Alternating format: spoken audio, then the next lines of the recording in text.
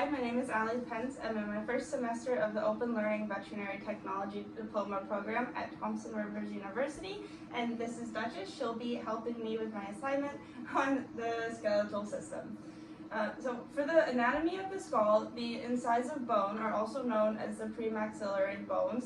They're the most rostral or forward skull bones, which house the upper incisor teeth right there. The nasal bones form the bridge of the nose, which is the dorsal or the upper part of the nasal cavity. Come here. Right there. The maxilla make up most of the upper jaw, which house the canine, the premolars, and the molar teeth in the maxillary sinuses. The temporal bone is located below the parietal bone, which forms the lateral walls of the cranium. Right here. The external auditory meatus is the external ear canal, which is the only ear structure which is visible from the outside, and the bony part of the ear, which leads to the middle and the inner ear cavities. The frontal bone is the forehead region of the skull. The forehead region of the skull, which is rostral to the parietal bones and forms the rostrolateral portion of the cranium. The location of the frontal sinuses are located within the frontal bone. The parietal bone is the dorsolateral walls of the cranium, located right here. The body of the mandible is the horizontal portion that houses all of the lower teeth right there, and is located, and the ramus is located at the caudal end of the mandible, which is the vertical portion of the jawbone. The temporal mandibular joint is where the mandible, along with the temporal bones on each side of the mandible, which form the temporal mandibular joint. The occipital bone forms the caudoventral portion, or the base of the skull. The nasal turbinates are also known as the nasal conchia, and they are four thin scroll-like bones that fill most of the space in the nasal cavity.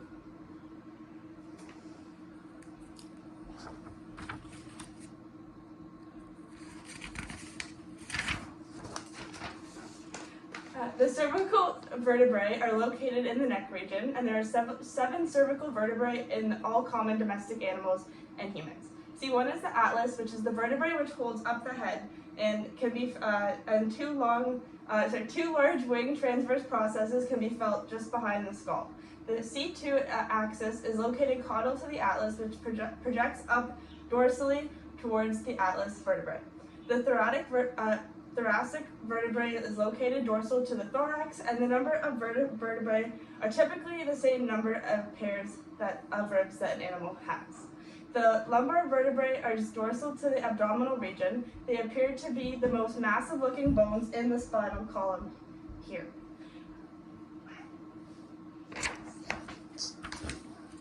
Watch me see the screen.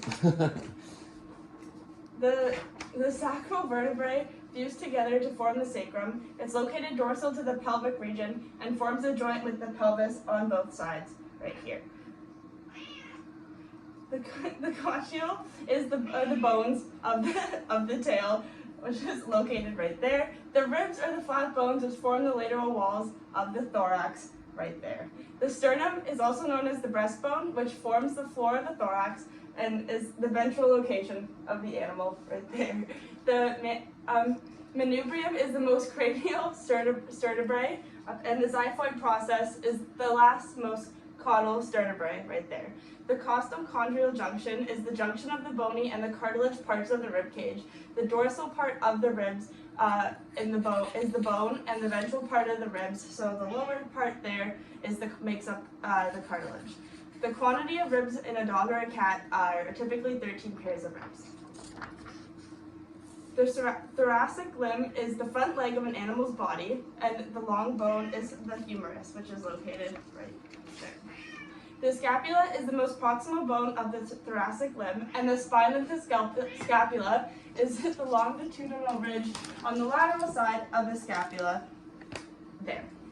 The greater tubercle is the opposite of the head of the humerus bone, the location where the shoulder vessels attach. The distal end of the shaft of the humerus is where the elbow joint forms with the radius and the ulna bones right there. The ulcrinone process forms the point of the elbow where the tendon of the triceps, the muscle is attached, right here. The carpus consists of 2 rows of carpal bones parallel to one another, which is the equivalent to a human's wrist. Sorry about that. My patient was being a little uncooperative. Moving forward, the metacarpal bones extend distally from the carpal bones to the proximal phalanges. I know. The proximal phalanges of the digits right there. There are 5 metacarpal bones in a cat or a dog, and each digit is made up of 2 to 3 phalanges bones. There are about 14 phalanges bones in one paw. The 3 smaller bones which make up the digits are the proximal, which is closest to the metacarpal bone, the middle, and the distal phalanges bones. The pelvic bone is directly connected to the axial skeleton. The ilium is the most cranial part of the pelvis, and the wings on the ilium are located on each lateral side of the animal, respectively. The ischium is the caudalmost part of the pelvic bone, located back there. The ischial tuberosity is the main rear projecting process of the ischium, and which is located right here. The pubis consists of the 3 smallest of the pelvic bones. It forms the cranial position of the pelvic floor. The acetabulum is the ball and socket hip joint, which is a concave area of the pelvic bones, located there. The obturator foramen are the 2 large holes that are located on either side of the pelvis, just below the acetabulum. The femur is, and the greater trochanter is the opposite side of the femoral head, located right here. The head of the femur in relation to the acetabulum is the proximal end of the femur bone is located in the ball and socket hip joint. The patella is the kneecap bone, which is located right there. The tibia and the fibula.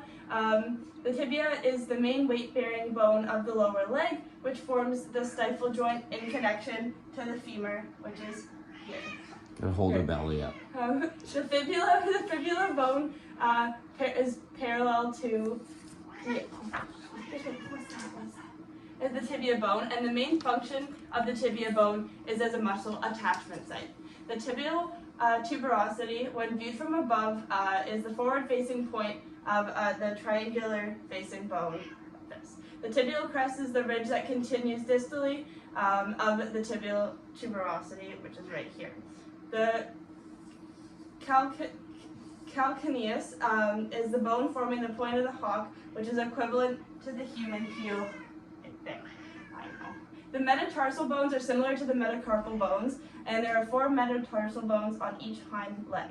There are 4 digits on each paw of a cat or a dog in their hind extremities, and the phalanges of the hind limb digits are similar to those of the thoracic limb. There are 4 digits which make up the paw on each hind leg. The digits of the hind limb consist of proximal, middle, and distal phalanges bones as well. The popliteal lymph nodes are located on either side of the lower jaw where it meets the neck, right here. The parotoid lymph nodes are found at the back of the stifle, which is equivalent to their knee joint there.